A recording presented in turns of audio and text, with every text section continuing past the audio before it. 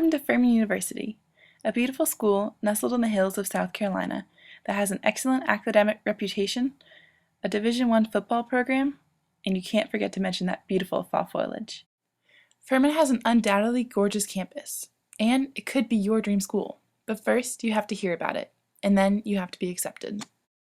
For many of us today, social media is what we spend most of our time on and the main way that we communicate. However, does this mean that many of today's high school students are using social media to communicate with admissions offices? In order to find out, I spoke with Furman University's very own campus visit manager, Brittany Joyce.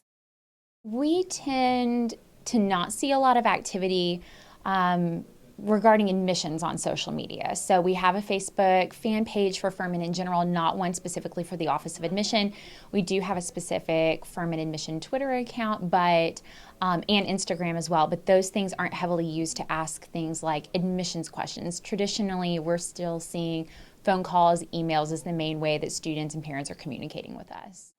Since Brittany brought up the Furman Admission Twitter page, I thought I'd speak with the man who runs it, Bartley Sides. He's Furman University's very own Senior Assistant Director of the Admissions Office. I was actually not the person to start it. It was started several years ago when Twitter was just beginning by one of our interns.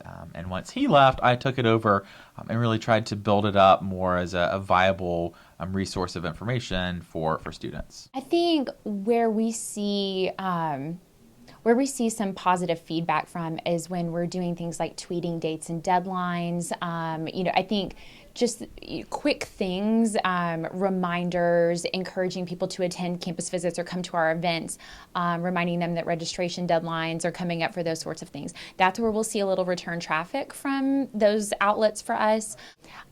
We tried something in the spring called a tweet up.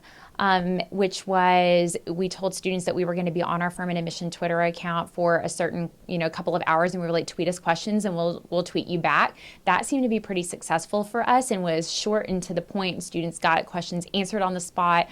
And if we needed to say, hey, we're going to follow up with you via email, we will. And so I think that was a good idea and it seemed to work really well for us and was successful. So maybe we start to do a little bit more of those because Twitter seems to be the more popular option these days, less Facebook, more Twitter.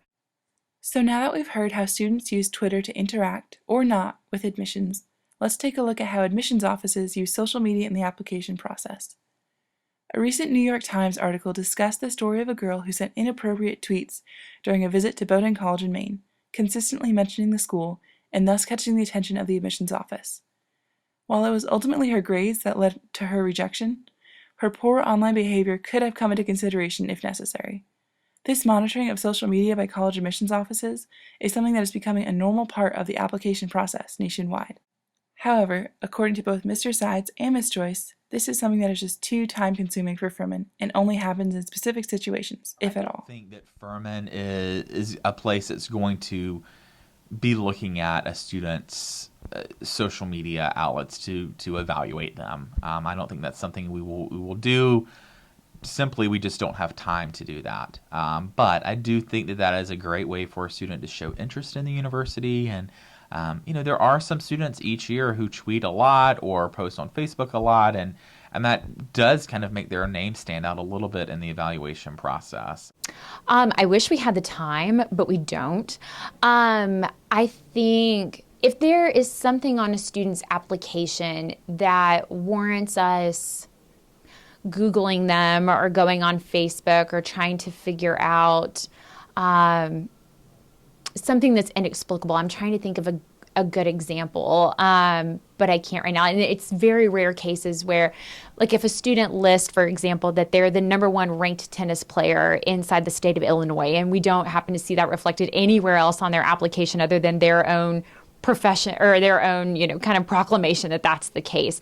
We might Google that student and say, let's figure out if that's exactly true or, where is this coming from? Furman is a beautiful place, and whether you found us via social media or not, feel free to visit campus and tag us in your Instagrams or tweet at us. But no matter where you apply, keep in mind that schools are likely to make sure that how you present yourself on social media matches how you appear in your application.